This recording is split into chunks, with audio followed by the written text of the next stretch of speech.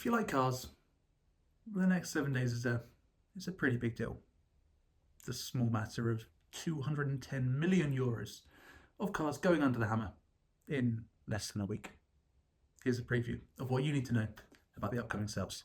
For those of you that don't follow the auctions maybe as closely as we do here at the Classic Valuer, there are 4 big auctions happening in the next 7 days.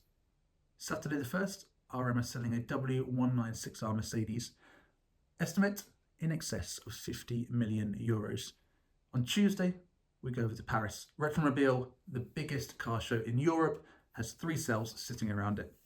RM kick it off on Tuesday and Wednesday, Bonhams follow on Thursday, and Arcurial rounds it out on Friday and Saturday. 160 million of cars going under the hammer. We don't have time to go through all 333 cars up for sale, so we've done that for you, and here are our top 5 picks from the Retromobile sales and the headline figures for each of them. Let's jump in. And in the interest of fairness to everyone, we're going to do one from Arcurial, one from Bonhams, one from RM, and then our final 2, there are picks of the show. Right, let's start top level. What are the auctions? How many cars are going under the hammer? What values are we looking at? We're starting strong. RM kick us off on Tuesday and Wednesday. They have 112 cars going under the hammer. Total value, 98 million euros. There's a couple of really, really heavy hitters in there, which we'll get into later. It's an average sale value of just shy of 900,000 euros. Strong sell. Thursday sees Bonhams take centre stage. They've got 97 cars going under the hammer. Estimates, they total 29 million euros. There's an average sale price of just under 300,000 euros. Again, very strong.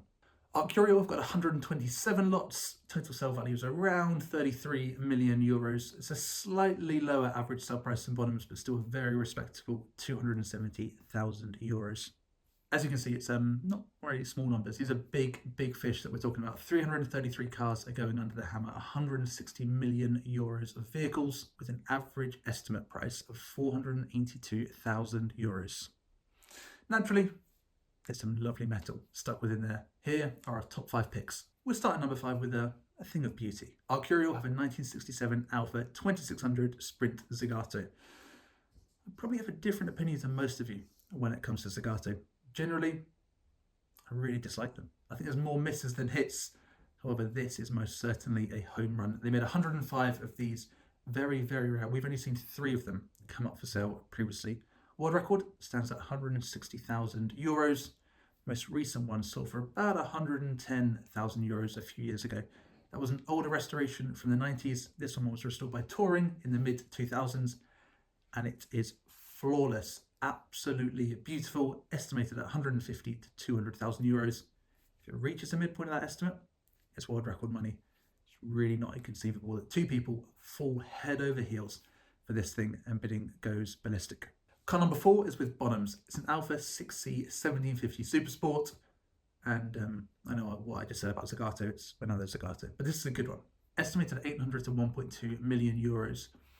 It's really hard to get a gauge on values of these. 1, because they're uber rare, and 2, because of all the different people that bodied them. You get it from Zagato, you get it from Touring, and in the UK you get them done by James Young.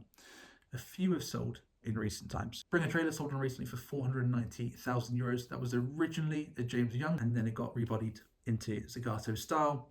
Big difference from the Bonhams estimate. Another one of these also sold in 2021 for just shy of 700,000 euros. And finally, Bonhams had one of these in their Quail auction in 2023. It didn't sell, but it reached a high bid in the room of 1.3 million euros. Now, TBC if that bid was real or not, but 800 to 1.2 million based on sold prices seems punchy. I suspect it will come in lower end of that estimate. My pick from the RM sale is this. It's an Aston Martin DB6. It's a shooting brake, though. Normally, when you see these shooting brakes, you associate them with a Radford. And as the story goes, Aston Martin owner David Brown, he wanted somewhere more comfortable for his dog to enjoy. And the back of the DB5 wasn't quite cutting it, so he commissioned Radford, the coach builders, to go and make him a shooting brake version. In the end, they ended up making around a dozen of these things. When it came to the DB6, they made about half of that, so half a dozen or so of these DB6 shooting brakes produced.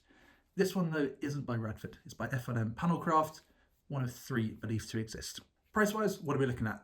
It's a pretty rare thing for one of these DB6 shooting brakes to come up. We've already seen one sell before. That was back in 2015, It was €610,000. This one isn't Radford, it's FLM, a little bit rarer, but less of a brand prestige associated. Estimated at €550,000 to €750,000. And that leaves us with the top two. Second place out of all 300 plus cars that are going under the hammer in Paris is this. It's a Ferrari 166MM. I think most people didn't realise this was the first car that Ferrari actually won Le Mans with. There's a story that when they won that in 1949, Luigi Chinetti, who was the North American racing team and generally the guy to go to if you wanted a Ferrari in North America back in the day, he drove the 24 hours on Le Mans and he drove 23 of those 24 hours on that occasion. That is a solid shift. This car has its own race history. It came fourth in the Mille Miglia in 1951. A lot of times when you hear people say it came fourth or fifth or sixth, what they mean is it came fourth in their class. This, it came fourth overall. And with that history comes some pretty open doors. Monaco Historic, Le Mans Classic, Goodwood Revival, any concours in the world. You can happily waltz in with one of these and be welcomed with open arms. 25 of these were produced in their touring Barchetta form. It's a rare thing to see them come to market. However, we have seen a couple on occasion. Most recently, RM had one at their Villa Urbicelle in 2023. It didn't sell on that occasion, but it reached a high bid in the room of €3.8 million.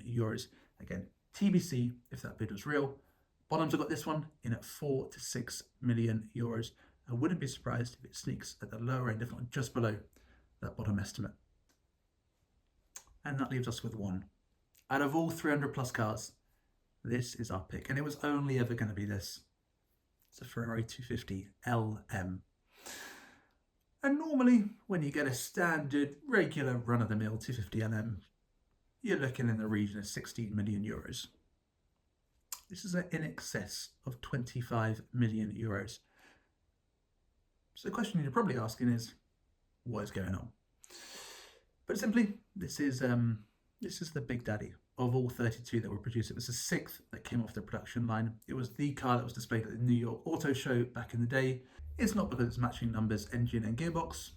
It's not also because it was in the Indianapolis Motor Museum for 54 years. And it's also not because it's just been back to Maranello for a full going over prior to coming to auction. The reason why? This is the last car. It's the last car that Ferrari won at Le Mans in period. This very, very chassis was the car that won in 1965. After that, Ferrari didn't win again until 2023. And there's quite a story with Le Mans in 65. This chassis qualified 11th. And it was Ferrari versus Ford. It was Ford in the GT40s and Ferrari had a whole range of both privateer and the works team. They went from 11th down to 18th. Hovered around there, made a few places back, but by hour 8, all of the GT40s had dropped out. They'd all fallen by the wayside. And they kept climbing. By the 11th hour, they were up in 3rd place, all the way back from down in 18th. Nighttime falls at Le Mans and the fog rolls in. Martin Gregory, who was meant to be handing over to Jochen Rindt, pulls in for an unplanned pit stop. Rindt is nowhere to be seen. Fortunately, there is an American by the name of Ed Hugas who was meant to be driving a different Ferrari at Le Mans. They didn't end up starting. He ended up being the backup driver. Rindt couldn't be found. Hugas jumped in, did his stint, and then handed back over to the team. That story was never published or never really confirmed until 2020, before it was actually put out in the public domain that he was the guy that made up the third driver of the traditional two-driver pairing that sits at Le Mans. Ferrari actually credit all three drivers now with that, but pretty cool that he jumped in at the very last minute. They go to third and they're dicing at second and third for most of the rest of the race. By hour 18, they'd got into second place fairly comfortably and they were chasing down one Ferrari ahead of them. That Ferrari got a puncture, severe body damage off the back, and there was an extended pit stop they had to go into. 5893 slowed right past and won the 24 Hours of Le Mans by 5 laps in 1965. The last time Ferrari would cross that line in front all the way through to when they won again in 2023. Out of 32 250 LMs that were ever produced, this is the one to have. So let me know your thoughts. What is your pick of all the auctions? What car did we miss? And afterwards, we'll be doing a full review of everything that happened at Retro Reveal. Stay tuned for plenty more videos to come.